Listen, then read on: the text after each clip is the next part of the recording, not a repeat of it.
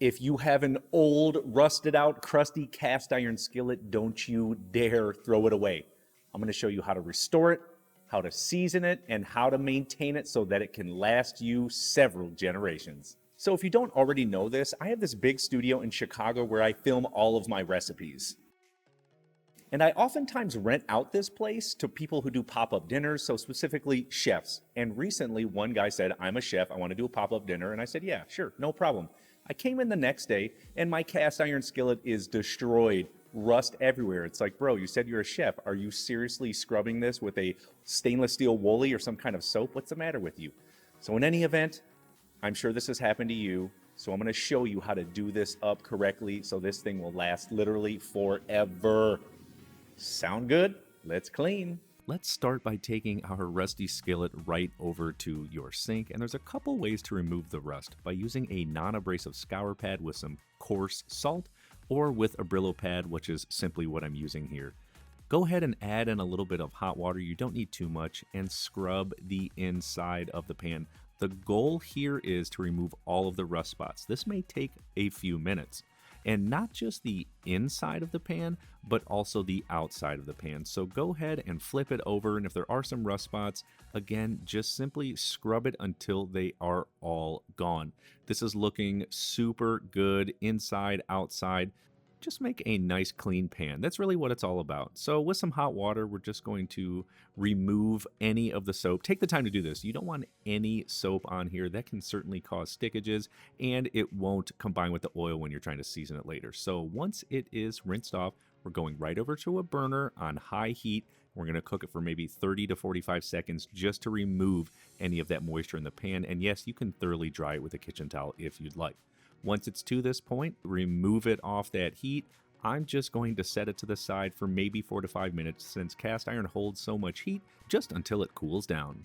So now we're going to get into seasoning up this pan. It's perfectly clean, and now we need to hit it with some oil. The best oil to use is flaxseed oil, and that's because it's a drying oil, and it will form a really nice hard film on the outside of your pan, making it perfect for cooking. If you don't have this, honestly, any oil will do. If you have canola in your cupboard, grab that. It's going to work perfect. Here's what you do. Start by flipping over the pan. We're going to work from the backside. You can see that it's not hot anymore. I'm going to add on a little bit of oil, maybe 2 tablespoons or so, and then using a paper towel, rub it in all around the outside, make it a nice thick coat. Flip the pan over, and you can see the inside of the pan needs some oil too. Hit it with maybe 2 more tablespoons or so, and we are going to thoroughly wipe it in. You want the oil to get into the fibers of that cast iron. Yes, even do the handle. Make this thing shine and make it beautiful. That is the goal. Once it is in there, we actually need to remove any excess oil. So grab a clean paper towel and do the exact same thing. You'll notice that a lot of that sort of sheeny shine on the outside will certainly come off. This looks perfect. What we're going to do is go over to an oven on 500 degrees and place it upside down and cook it for 1 hour. I usually put a little sheet of foil in the bottom part just to catch any excess oil. The reason you cook it at such high temperatures and for so long is you want to get past the smoking point of the oil so that it's not sticky or anything like that when it comes out and it's perfectly seasoned, just like you see here. Check out this beautiful seasoned pan. You can store it or use it. And boom, you've just restored and seasoned up your first cast iron skillet. How simple was that? I always say it.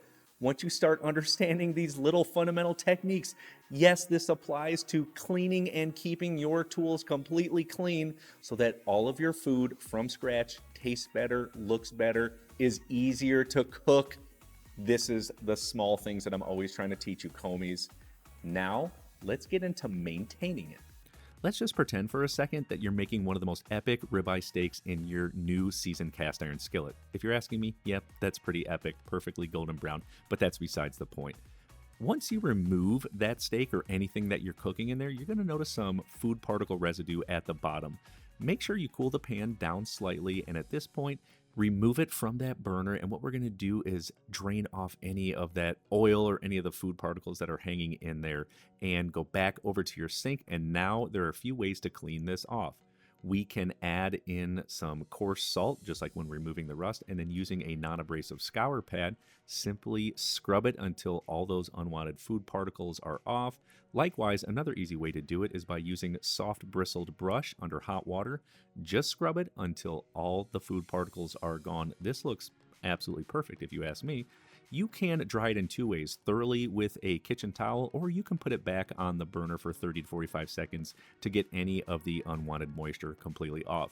Now that it is clean, we need to season it up one more time. This is the process you will follow every time you cook. We're going to add in maybe a tablespoon of oil, just like before, using a clean paper towel. We're just going to rub it in. You can store it at this point if you plan to use it frequently, but if you don't and not going to use it for a while, put it back on the burner over high heat and get it to that smoking point. And you do this so that your oil does not spoil. Boom, you're good to go. See, it's nothing. If you maintain this, you can pass it down to your kids' kids' kids. It's that simple.